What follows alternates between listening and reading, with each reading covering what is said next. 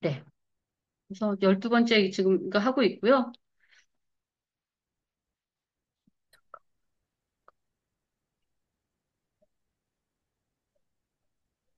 저를 알고 계시는 분들은, 이제 꿈부방에 계신 분들은 잘 알고 계시고요. 좀 잘 모르시고 들어오신 분들은 지금 원천동에서 중개업을 하고 있고요. 호프집 저녁, 금요일만 빼고는 나머지, 금요일, 일요일 날 빼고는 저녁 때 호프집에 가 있으니까, 뭔가 이렇게 속이 답답하다 하신 분들은 호프집으로 놀러 오시면 인생 상담도 해드리고, 뭔가 답답한 걸 좀 풀어드릴 수 있는, 이 뭐, 대화 상대자가 될 수 있습니다. 네, 무인 아이스크림 가게도 있고, 무인 카페도 지금 운영하고 있고요. 중개업은 2014년부터 시작을 했으니까 꽤 많이 했어요. 경험으로는 어떤 강사들보다 실제 현장에서 했던 경험은, 네, 뒤지지 않아요. 뒤지지 않아요. 저 개인적인 투자도 있지만, 투자자들 그 세팅해줬던 경험까지 하게 되면, 제가 이제 뭐 계약하거나 상담하거나 하면서 얘기해 드리는 것도 있지만 제가 거의 파주에서부터 대전까지 오르락내리락 하면서 계약을 했던 것 같아요. 그래서 지금 지방 강의들이 좀 늘었더라고요. 이렇게 상담하러 오시는 분들이 얘기하는 걸 보면 지방 강의 듣고 지방 가도 되냐고 하는 이렇게 물어보시는 분들이 좀 늘었어요. 근데 지방의 얘기 어디다라고 하는 얘기 단지 지역이나 단지 얘기해 보면 그 시절 제가 지방 투자를 열심히 했을 때 시절에 그 단지들이에요. 그래서 웬만한 단지들은 알고, 동네도 알고, 그래서 그만큼 투자를 많이 했다라는 거고, 가본 곳도 많다라는 거고, 그래서 엊그저께는 원주를 갔다 왔는데, 그 투자자분이 전세 세입자 내보내는 데 있어서 조금 힘들다고 해서 이제 친한 언니다 보니까 같이 가서 해줬거든요. 근데 구룡사를 들렸다 왔거든요. 구룡사 들렸다 왔는데 그 구룡사가 진짜 그 역전세에 힘들다 힘들다 할 때 자주 갔던 사찰인데 이렇게 제가 종교가 불교는 아니고 거닐다가 왔던 그 구룡사인데 그 언니가 그러더라고요. 이런 좋은 데를 어떻게 알았냐라고 하는데 제가 지방을 그렇게 많이 돌아다니면서 혼자 계약서 쓰고 오고 계약서 쓰고 오는 중에 그래도 그 지역에 이렇게 좀 조용하게 거닐 수 있는데 이렇게 조용 거니는 건 이렇게 좋아하다 보니까 그런 데 찾아서 이렇게 많이 다녔던 것 같아요. 그래서 지방에 가면 여기 가면 여기가 좋아, 여기 가면 저기가 좀 걷기 좋아하는 데를 좀 많이 알고 있습니다. 그래서 여행도 그래서 좀 이게 시간 맞는 사람들끼리 단톡방에 이제 시간이 맞으면 뭐 농막 모임도 하지만 이렇게 여행 모임도 좀 가끔 가고 하니까 더 좋더라고요. 그래서 이 단톡방이 어, 이렇게 들어와서는 공부하는 방이라고 생각을 하는데 어찌 보면 이렇게 친목을 위한 방이거든요. 제가 놀기 위해서 만든 방이라서 젊은 친구들하고 놀면 또 얘기하면 그대로 또 재밌고 또 저보다 연배가 있으신 분들하고 또 놀면 또 배우는 것도 많고 그분들하고 또 노는 게 또 노는 방법이 이렇게 대화가 좀 다르더라고요. 대화가. 그래서 다 좋은 것 같아요. 단톡방은 공부도 공부지만 놀기 위한 방이다라고 생각하시면 더 나을 것 같아요. 그래서 주택임대사업자는 임대 등록한 게 한 30채 정도 넘었었는데 요번 위기에 좀 많이 팔았어요. 임대 등록한 거는 거의 반 정도 남았고 임대사업자, 뭐 월세 받는 일반 임대사업자 하고 있고요. 법인 이거는 진짜 너무 소가리를 많이 한 방법이죠. 지금도 아직 남아 있는 것도 있고. 요번에 이제 법인 얘기하니까 지금 또 다시 세금 신탁으로 넘겼던 것들이 지금 종부세나 취득세나 양쪽으로 막 이렇게 지금 다시 청구지를 받는 분들이 좀 늘어가지고 힘들어하시는 분들이 계셔서 법인은 많이 속상해요. 그냥 속상해요. 그냥 저도 속상하지만 이렇게 다시 또 저는 그때 두들겨 맞았거든요. 종부세를 엄청 그냥 오는 대로 맞고 내고 막 이렇게 했는데 지금 그걸 좀 약간 이렇게 피해보는 건 아니지만 그 방법이 있을 수도 있었겠다라는 이렇게 생각으로 그 방법들을 쓰셨던 분들이 있었는데, 신탁 방법으로, 신탁으로 명의를 옮겨놓은 거. 그분들한테 다시 세금이 날라오고 있어서 좀 많이 속상해 아파요. 아파요.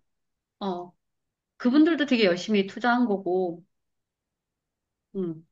그래서 이 법인은 속상한 투자였다라고 말하고 싶은 게, 이 법인 투자로 했던 얘기들이 그대도 부동산이란 책에 썼던 거고, 읽어보셨나, 다들? 아까 책 얘기가 나와가지고, 어떤 부동산 사장님이 오셔가지고, 너 책 쓰니? 그러면서 물어보더라고요. 그래서, 책 써요. 그랬더니, 그럼 나 책 한 권 줄래? 그냥 이렇게 막, 네, 이렇게 하면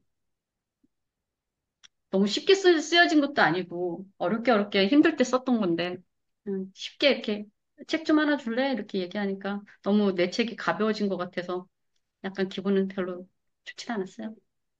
고시원 2개 운영했어요. 고시원 신촌하고 죽전에서 운영하다가 매도했는데, 요때 이렇게 제가 이 법인 투자한 거로 속상해하고 엄청 힘들어할 때 얘가 많이 힘을 줬거든요. 그래서, 그래서 요게 이제 저한테 현금 흐름도 만들어줬다가 나중에 시세 차익도 줬던 아주 효자 노릇했던 투자였어요. 뭐 지금 에세이는 공동 저자로 이렇게 2권이 있고요. 뭐 20살 딸에게 보내는 엄마의 부동산 투자 편지랑 그래도 부동산이라는 책이 있죠. 지금은 에세이 쓰고 있어요, 에세이. 음, 부동산을 언제까지 할까라는 질문을 저 스스로 하거든요. 부동산을 이 중개업을 언제까지 할 수 있을까? 할까? 내가 진짜 이 일을 좋아하나? 라는 이렇게 계속 질문을 하고 있는데, 그때는 아마 아직은 5년 정도는 생각을 하고 있거든요. 5년이 어디서 나왔냐? 아직 중2짜리 막내 아들이 있거든요. 걔가 이제 고등학교 졸업하려면 5년은 남아서 그때까지는 좀 더 해야지 하는 생각을 하고 있고, 부동산이라는 거에 있어서 제가 이제 부동산도 지금 정리하면서 현금 흐름을 만들고 있는데, 현금 흐름이 어느 정도 된다고 하면, 그냥 제가 마지막에 하고 싶다라고 하는 건 책 읽고 글 쓰고 하고 있는 제 모습이 아닐까라는 생각을 해요. 중개는, 그쵸. 중개보다는 투자자로 좀 마지막엔 남지 않을까? 네. 하는 동안에는 계속 이렇게 제가 있을 것 같아요. 한 달에 한 번 강의하고, 또, 꿈부 사람들하고, 꿈부 모임, 단톡방에 있는 사람들하고 놀고, 네. 그래서 오늘, 그래, 부자 되자, 부자. 토지거래 허가구역 해제하고 재지정 된 다음에 이제 시장이 어떻게 됐는지 좀 보고요. 이재명 대표 2심 무죄 선고 났잖아요. 이게 뭐 다시 항고심이 가긴 하겠지만 지금 상황에서는 뭐 이분이 될 거라는 생각으로 준비를 해야 되니까 어떤 준비를 해야 될지 한번 그냥 저 나름대로 생각을 해봤고요. 가격 변동 요인별 뉴스 시황이라든지 부동산 선택을 기준하는데 선택의 기준이라 해서 영통을 예시로 이제 설명을 드릴 거예요. 이제 초보자분들은 어떻게 해서 이게 이런 어떻게 선택지를 고르는지에 대한 거를 한번 예시로 보면서 나는 어떻게 해야 되나, 어떻게 찾아가야 되나 하는 거를 좀 보시면 될 것 같아요.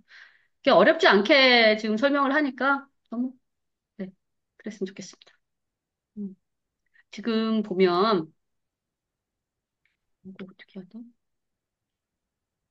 음, 어, 이 사람들이 지금 전문가라는 사람들이 그 다음에 전망을 했는데요. 강남 3구 용산 집값 같은 경우는 계속 뭐 오를 거라는 거는 우리도 알잖아요. 오를 거다라는 얘기를 하는 거고, 매수세도 뭐 계속 올라갈 건데, 27년까지는 그대로 보는 것 같아요. 그러면 27년, 28년, 저도 이제 28년까지는 좀 그대로 공급이랑 뭐랑 해가지고 계속 올라갈 거라는 생각을 하는데, 지금 이제 그 풍선 효과가 범위가 어디까지냐 이렇게 봤을 때, 뭐 서울 인접지, 분당, 과천, 하남 이쪽은 뭐 다 상급지잖아요. 경기도의 상급지라고 보는 데까지는 다 본다라는 건데 이 얘기는 나도 할 것 같고 그러면 이제 이들이 말하지 않은 그 다음 급지들은 어떻게 될 거냐라는 걸 얘기를 해봐야지.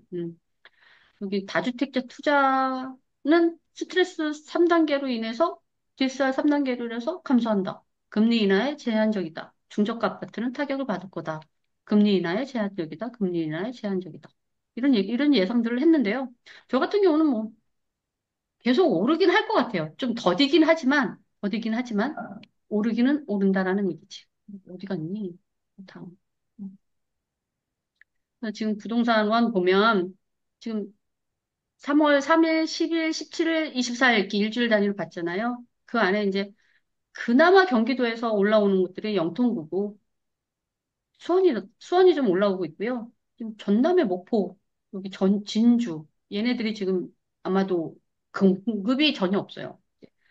지금 아까 청주에 있는 부동산 친구한테, 동생한테 물어보니까 이제 전세가 없대요. 거기도 전세가 없다 보니까 그 전세 대신에 전세가 없어서 매매를 해야 되는 그런 상황으로 하면서 한두 건들이 지금 되고 있다라고 하니까 어, 어쨌든, 지금 전세가 제일 트리거는 될 것 같아요. 지역 지방에 있어서는.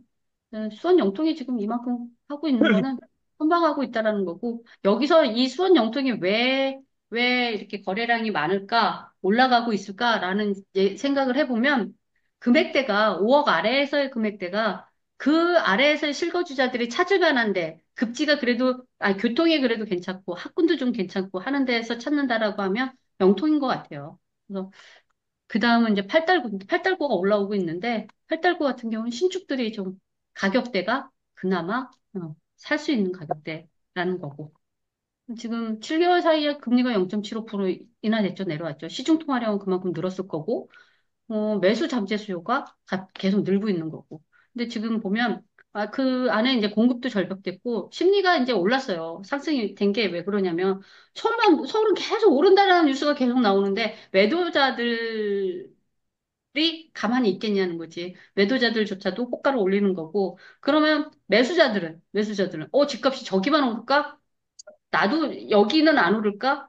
한번 경험을 했잖아, 우리가. 이렇게 한번 툭 올라갔던 경험이 있기 때문에 오른다라는 뉴스가 계속 나오는데 그게 남의 동네라는 생각으로 그냥 별개라고 생각하는 게 아니지.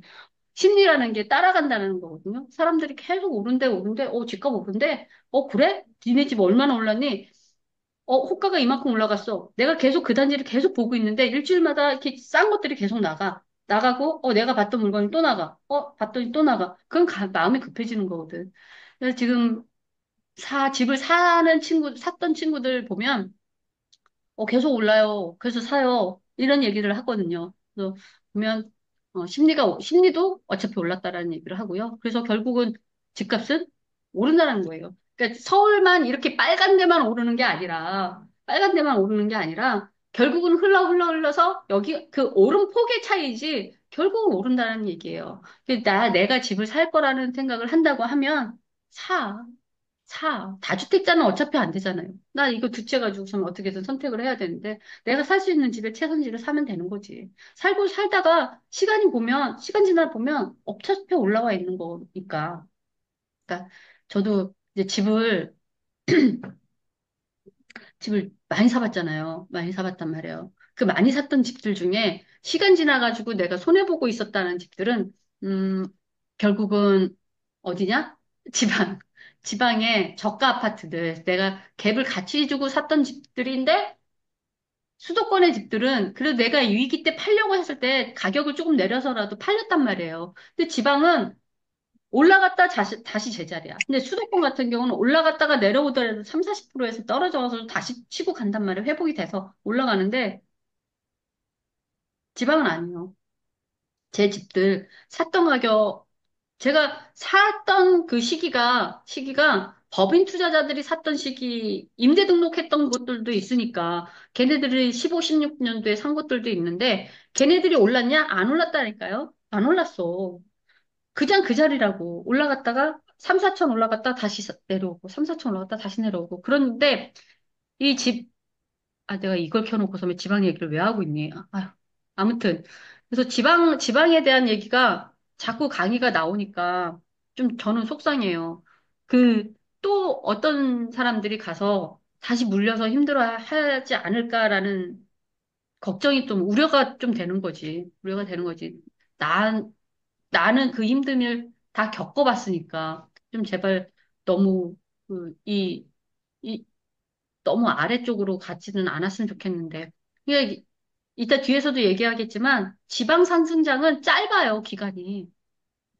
진짜 짧아요. 잠깐 올라갔다가 내려온단 말이에요. 그냥 이렇게 있다가 뚝 내려와. 그러면 이 짧은 기간에 내가 샀어. 그래, 올랐어. 오른 시기에 이 여기서 팔 수 있는 거는 아무리 꾼들도 못해요. 꾼들도 물려가지고 다 역전세 맞고 세금 두드려 맞고 그랬던 시기가 있는데 지금도 그러고 있고.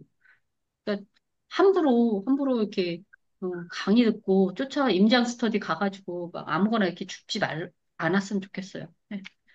지금 경기도 같은 경우는 뭐 과천이 지금 제일 많이 뛰고 있어서 이따 보면 과천이 조금 이렇게 내려왔어요. 그러니까 허가구역 이렇게 막 뛰었던 애들이 좀 지금 이렇게 또 떨어진 그래프들을 그리고 있는데 뭐 다시 올라가겠지 걔네들이야 뭐 다시 올라갈 거고. 좀 보면 그래도 많이 수도권에서는 수원 용인이죠 뭐 수원 용인 화성 삼성전자 있는 데가 좀 많이 뛰고 있네. 여긴 물량이에요, 진짜. 안성, 이천, 평택. 이쪽은 거의 물량으로 지금 힘들어요. 광명 여기 지금 떨어져 있다라고 표시돼 있는데, 아까 보니까 광명에 있는 부동산 언니 좀 바빠졌다라고 하더라고요. 그래서 좀 용인 같은 경우는 이렇게 보면 지금 수지구만 지금 올라가고 있고요. 나머지는 좀 약간 아직도 마이너스라고 이렇게 보이는 거고, 수원 같은 경우는 지금 보시면 영통구는 지금 계속 올라가고 있잖아요. 이제 팔 달고 올라오기 시작했고, 이제 아직 건성구랑 장안구 올라오고 있네요. 장안구 많이 올라오고 있다라는 거 보면 되고요. 전세가 같은 경우도 수원은 뭐 전체적으로 다 상승하고 있다라는 거 보시면 될 것 같아요.